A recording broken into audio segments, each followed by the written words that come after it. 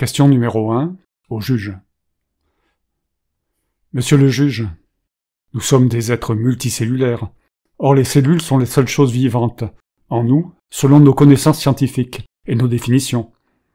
Puisque chaque cellule est innocente d'exister, donc innocente de façon permanente de tous ses actes, comment l'ensemble des cellules que je suis peut-il ne pas être innocent de cet assemblage, donc innocent d'exister de façon permanente, c'est-à-dire innocent des actions de cet assemblage dont il n'est pas l'auteur. Question numéro 2. Puisque le doute profite à l'accusé, pourquoi les gens sont-ils punissables alors que leur responsabilité individuelle n'a jamais été démontrée? La science officielle a-t-elle démontré le libre arbitre, le déterminisme, la responsabilité? Question numéro 3. Monsieur le juge, vos associés, mes parents, m'ont fabriqué imparfait. Ils m'ont éduqué imparfaitement. Ils m'ont introduit de force dans votre société et votre monde imparfait. Puis-je savoir comment je peux être responsable de ma conduite? N'ai-je pas même tous les droits de me révolter contre ces abus de pouvoir? Question numéro 4. Monsieur le juge, est-ce que la Terre est plate parce que la majorité a décidé démocratiquement que la Terre devait être plate? Monsieur le juge, est-ce que le libre arbitre existe parce que la majorité a décidé démocratiquement qu'il devait exister? Question numéro 5. Monsieur le juge, n'est-il pas absurde de punir ce que vous avez fabriqué et éduqué vous-même?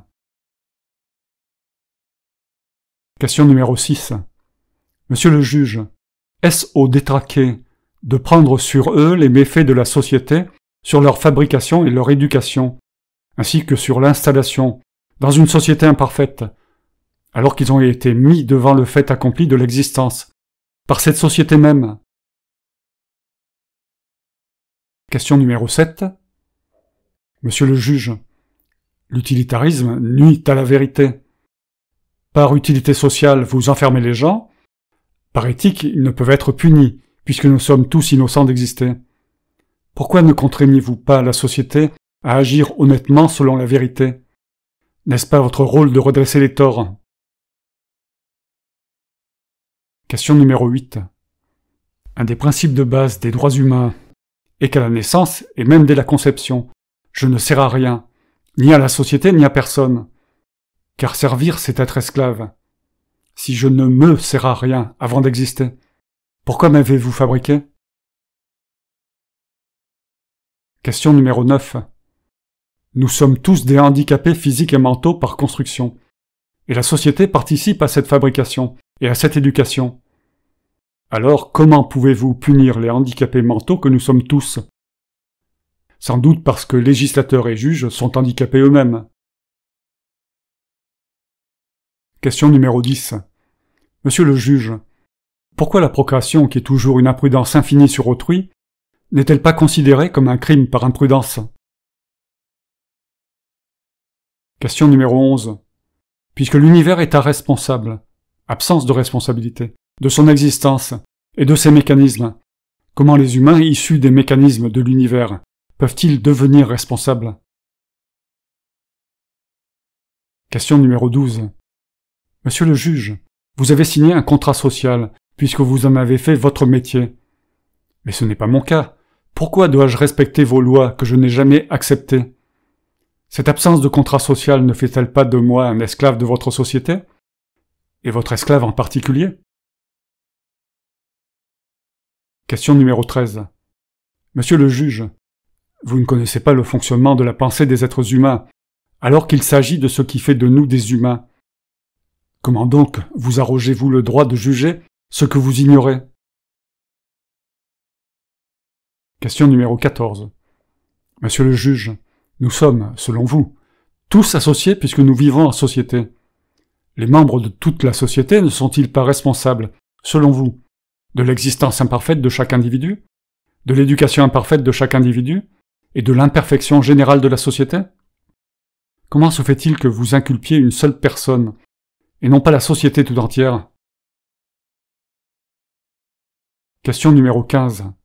Monsieur le juge, je vous défie, vous et les scientifiques, de démontrer que les individus peuvent être responsables de leurs actes, sans même tenir compte qu'ils ne sont pas responsables de leurs propres existences, donc ils sont innocents d'exister.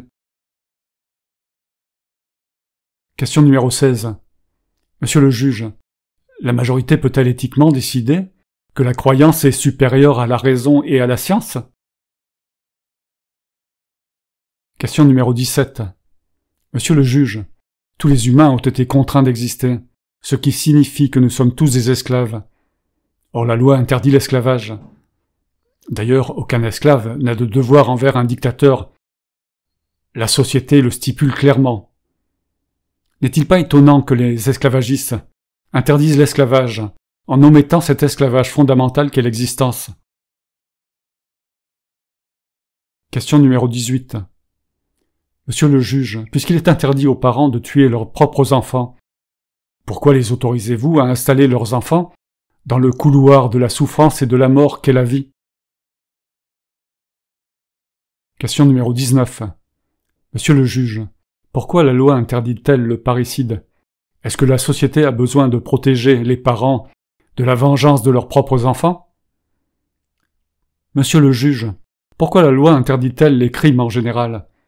La société a-t-elle donc besoin de protéger ses membres privilégiés des autres membres frustrés de leurs droits? Question numéro 20. Monsieur le juge, pourquoi la société ne prépare-t-elle pas l'entrée des enfants dans la société en tant que nouveaux membres associés? Pourquoi ce citoyen associé est-il nu à la naissance? Question numéro 21. Monsieur le juge, ce qui est dû et n'est pas donné est volé. En ne donnant pas une vie correcte à ses associés contraints à l'association, la société les vole. Pouvez-vous rendre justice à tous ceux qui sont volés de leurs droits, au bien-être, pour une vie longue et passionnante? Est-ce que c'est commettre un crime, de prendre ce qui est dû? Question numéro 22. Tu n'as pas réfléchi aux conséquences de tes actes. Accuse, père, mère, juge.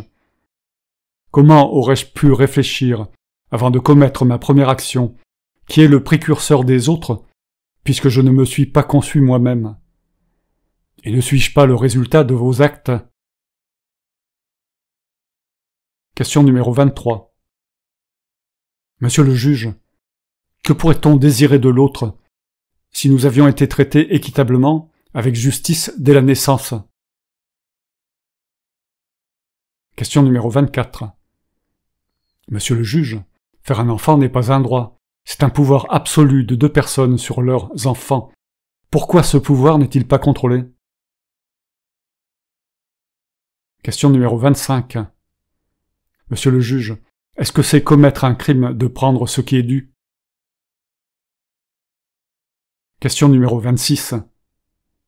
La vérité n'est-elle pas un bien public, donc un service public?